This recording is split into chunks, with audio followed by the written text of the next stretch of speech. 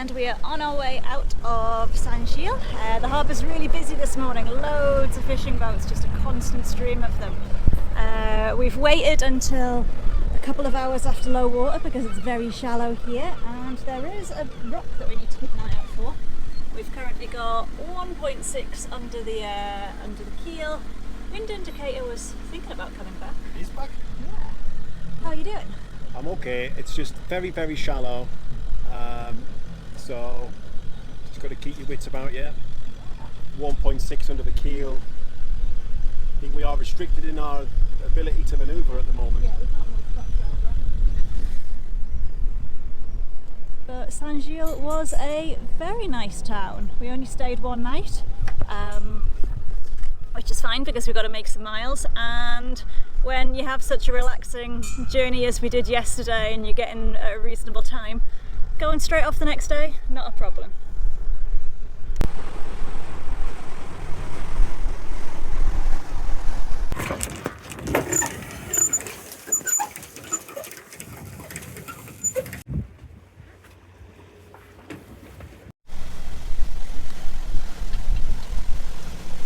Where have we just been?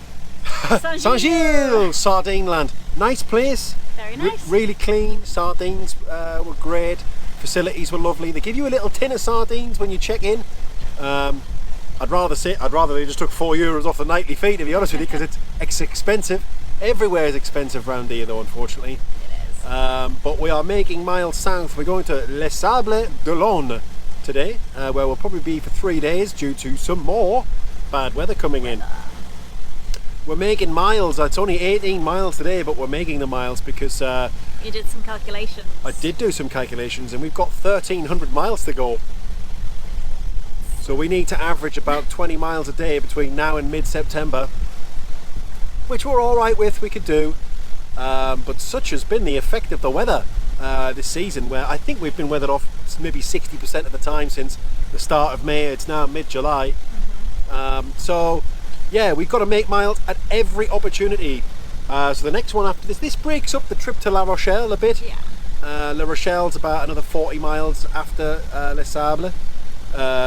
So we will go down to La Rochelle, we'll visit the old town and stuff. Yeah. But we'll also be looking for a weather window so we can go to Bilbao. A 200 miler. We joined the 100 nautical mile club earlier on this season. Now we'll be joining the 200 nautical mile club. Inevitable overnighter, so a full day, an overnight, and then probably most of the next day, depending on the weather we get and depending on the speed, of course. But certainly the biggest passage we'll have ever done. Yeah, we looked at options. We looked at going to the marina right on the French and Spanish border, but we'd still have to go really far offshore because there's a firing range, or time it for a weekend. And then that corner, that tiny little corner where Biscay, where Spain and France meet, that's supposed to be a little bit sketchy and like having to wait for weather windows around there. And did we want to go to San Sebastian? Did we want to go to some other places? And Bilbao seems to be probably the best option for us. Well, because it cuts a bit more off of that corner, we actually saved 70 miles just by doing a bit more of an angle across, you know, instead of going straight down the coast. So we get 200 miles in the bag, and we get another 70 taken off the 1330 or the 1300 we've got. So that's 300 miles. That's like what? That's not far off a quarter of our total remaining distance. So the opportunity was too good to be true, you know. And again, we don't know what the weather's going to do. So you know, where we've got an opportunity to kind of cut some miles off, we've got to take it now, haven't we? Yeah, we do. Looking forward to getting to Spain. We are at the moment in the process of going through the freezer to empty it of all things, because before we leave France, we need to stuff that freezer full to the rafters of Riette, because I'm not going without that stuff, even though my waistline would thank me if I did. Me too. We need Riette. We can't be without it. Riette, the best a man can get. Anyway, shall I get the kettle on? Yes, go and get the kettle on. Yes.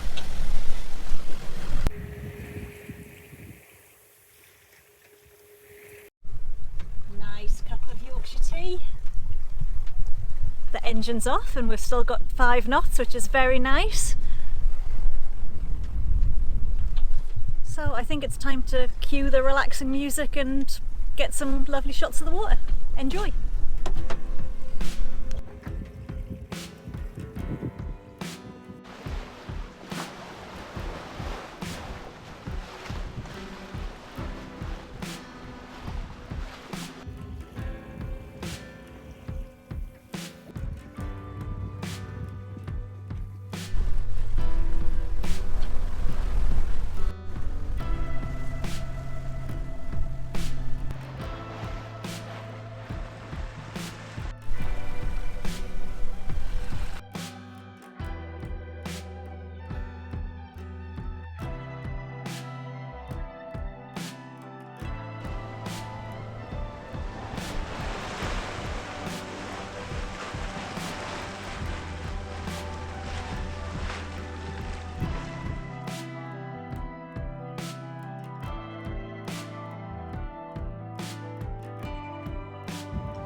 Les Sables-d Olonne is the starting point of the famous Vendée Globe race, a non-stop round-the-world challenge dubbed the Everest of the seas.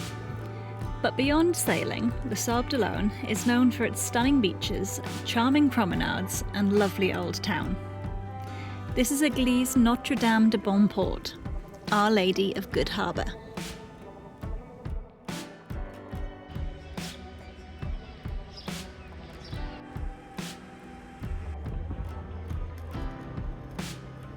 We have ice cream. We're very happy. It's bloody lovely as well, isn't it? It's so nice. I've got rum and raisin and mint chocolate, my old favourites.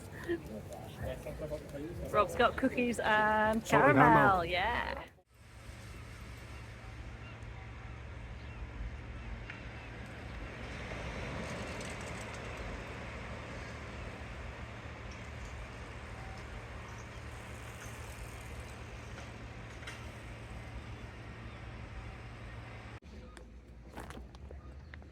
Morning. God, the fishermen start early here. We might turn the boat round because we were just getting the wake slapping against our cabin last night. Anyway, do you remember in Dieppe when Rob got very, very excited, like weirdly excited about free laundry? It wasn't free. And then it cost us 10 quid to get the laundry back out of the machine. Well, we might have fabled free laundry.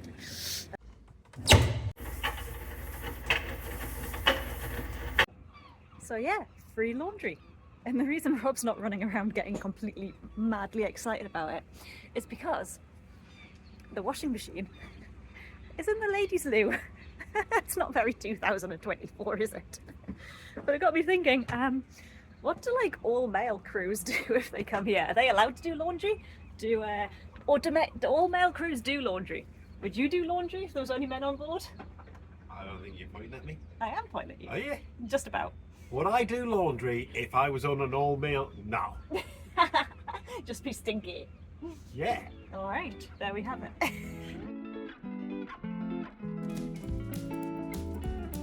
What do you do when you have free laundry facilities? Well, you do all your laundry, of course. Clothes, towels, bedding, all of it. Now, when you live on a boat, there's no room for an error, so you use what you can. In our case, the guardrail and the Genoa sheets.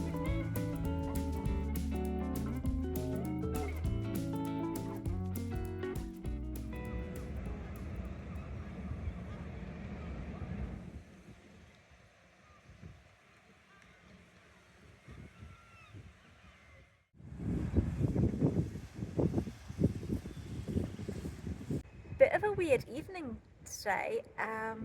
We are going at about half 10 tomorrow to La Rochelle, and La Rochelle is going to be, excuse me, La Rochelle is going to be our last stop in France. We kind of hoped to be able to coastal hop all the way down to the very bottom corner of Biscay, but it's just not working out in terms of tides and times. Yewy, behave. Yes, you, behave. So La Rochelle is going to be our last stop, and then we're going to hop across to the northern coast of Spain.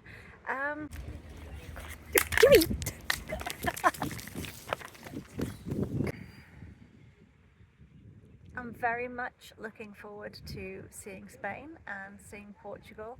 I'm very excited about it, but at the same time, I'm really quite sad to be leaving France. France has been beautiful, stunning scenery, stunning towns, lovely people. We've just had the best time, nice food, nice drink, and we've just, enjoyed it as our little family, me, Rob, Yewy and Rochelle, and it's going to be really sad to say goodbye to France.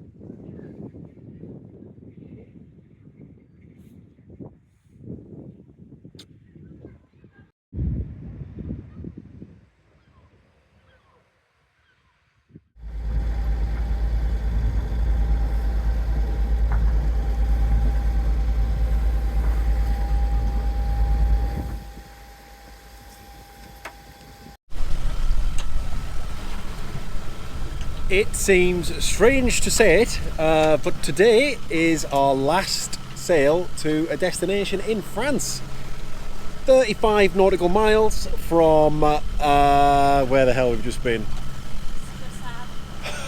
Les Sables-d Olonne to La Rochelle. Big sailing centre on the west coast of France. It's been really windy the last couple of days, so we've been holed up in Les Sables. Very nice place. It's like an episode of Baywatch. People out bronzing on the beaches, thousands of people. We haven't really seen that many people over the last couple of months, and it was nice just to walk around a bustling town, and I felt like going up to people and touching their faces. Hello. But they probably would have thought I was strange. I am strange. Anyway, back to today. We're supposed to have 15 knots on the beam, so I was looking forward to a lovely reach down to La Rochelle, but it's just not here. It's really light at the moment, and because it was so windy over the last couple of days, we've got a pretty nasty swell. It's about 4 foot. It's right on the side, kind of on the starboard quarter there. You can kind of feel it going through there, and in such light wind it makes everything noisy and flappy and uncomfortable. So hopefully the wind does start to fill in through the day, and then we can take the bloody engine off and sail. But we've had a cup of tea, so it could be worse.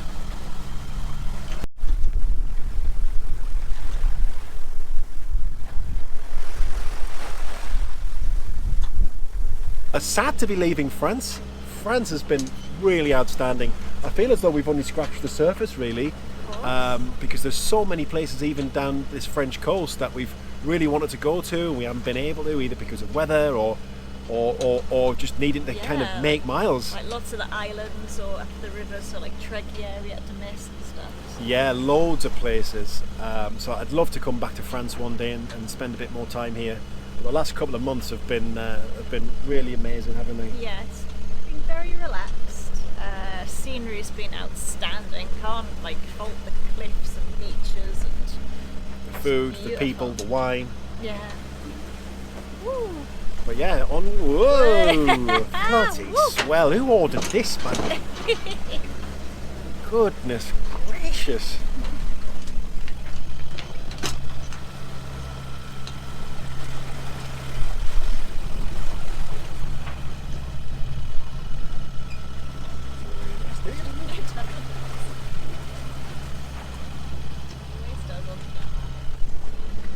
And of course it looks absolutely flat calm on the camera as usual as well. Well, it is still a nice day. It's just a rolly one. Yeah. Well, we've got about 6 hours to go till we get into La Rochelle. I couldn't believe it, La Rochelle, massive marina we're going to, 3,000 berths. It's tidally restricted by the looks of it, by the looks of the chart, which I couldn't believe. Oh, I'm imagining certain states of the tide, it's like wacky races trying to get in and out of here. It would have been really nice to go to the old port as well, but I think because we're only going to be there the 2 nights probably, it just seemed like a bit of a faffle on having to wait for bridges and this, that and the other. It is. There's not much availability to get in there, so. That's right. When you want to kind of make a long trip, you want to be able to leave when you can. I mean, saying that, like I've just said, it's tidally restricted, so we are going to be restricted somewhat. We are on springs at the moment as well, so the low tides are going to be low. But yeah, we'll get to La Rochelle. We'll have a closer look at the timings, and we'll work out a bit of a plan. and then we're going to be at sea for a few days. So we're going to need some grub. We will need some food, yeah. I mean, because we've run out of biscuits because someone... We haven't, there's biscuits there.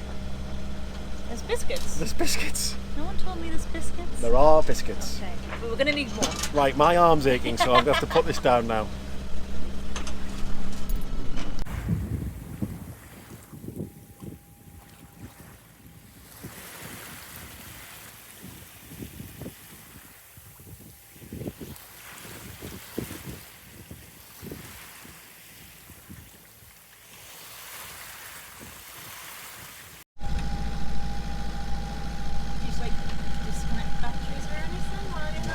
Circuits off.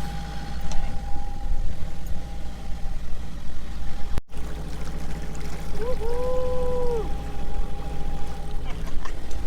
It's taken us all that time to check it.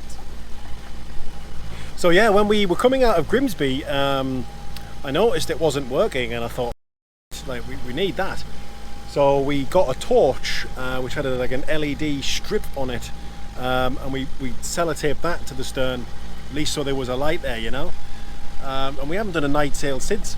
So we basically forgot about it. No, we haven't forgotten about it. I was wanting to do it, but we haven't done a night sail since, and not even come close. Now we're going to be. Obviously I wanted to get that sorted out. I'm pleased it was just the wiring though, because €270 for a bloody light? What? So it works, cracking, so we'll be good for our overnighter in a couple of days. Woo!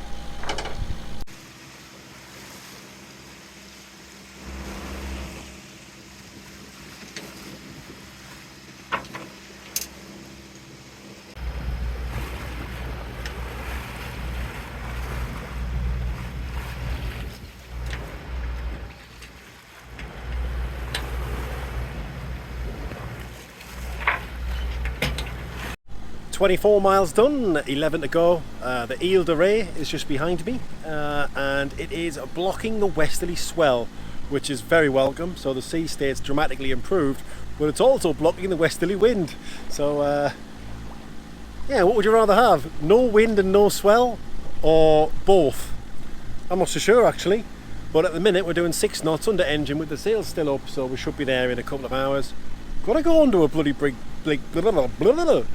a bridge. I mean, we've got to go under a great big bridge. Apparently it's 30 meters tall, but if you've ever been under a boat in a sail, under a bridge in a sailboat, it doesn't matter if you've done your calculations and you know you've got enough clearance, which we do obviously, you're still looking at it going, ooh, are we going to fit? Are we going to hit off the top? Are we going to hit the top of the mast of it?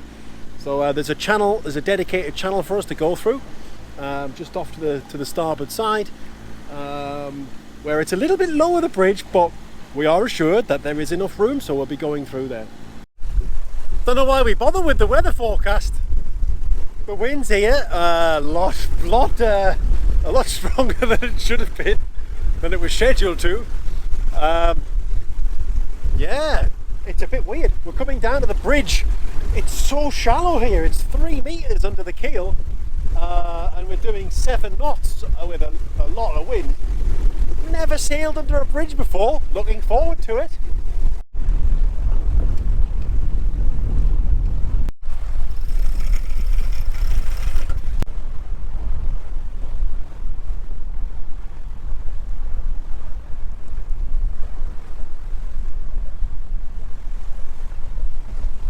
Doesn't seem like it's that far off the top, does it? It doesn't, no.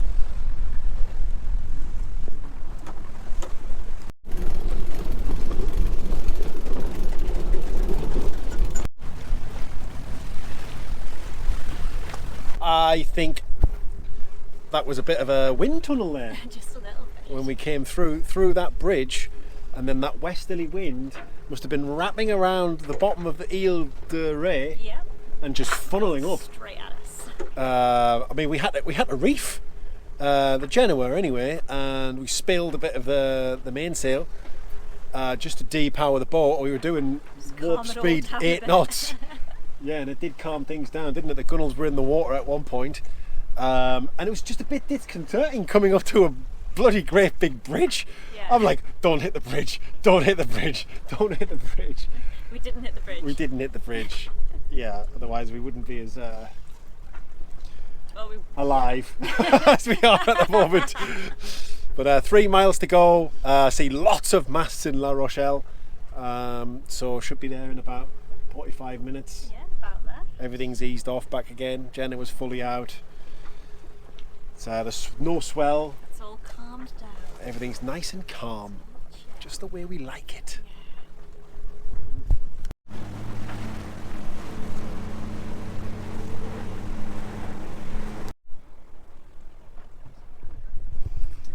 So we've just arrived in La Rochelle. There's Yewy. We're just on this like waiting welcome pontoon, and then I think they assign us a berth, so we'll probably have to move again in a second. Ooh, the temperature has just ramped up as soon as we came in. Yeah, can't wait to explore. And all nice, safely moored up. This place is so big that you go to a waiting pontoon, and then you check in, and then they give you a berth, and then someone gets in a boat to show you where it is, because it's bloody miles away. It's massive. And here we are, trying to find our way out of the place. We've been walking for 10 minutes, something like that. Hope we're going the right way. But there's some nice boats in here, mind. Bloody hell. Some like 67-foot catamarans and stuff. It was like a bloody floating house, wasn't it? It's huge. Very nice, mate. Very nice. Yeah. And of course, you get back from sea, the wind stops, and it's absolutely sweltering hot. It's roasting. Looking forward to some... Yewy's not acting like it's hot though. She's running around all over the shop. So in about 5 minutes, she's going to crash. She's got 3 minutes in it, I reckon, and then she's going to be tongue to the floor.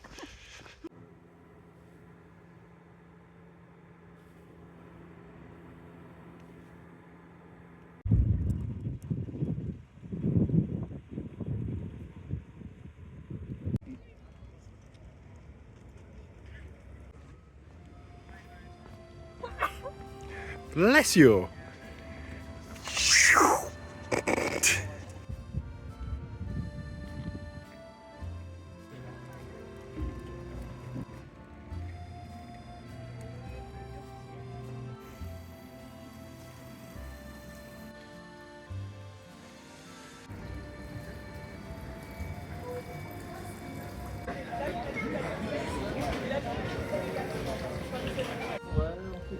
I love a pad thai, and when I saw the guy in the window of that restaurant making his own noodles this morning, I thought, that's where we need to go for lunch.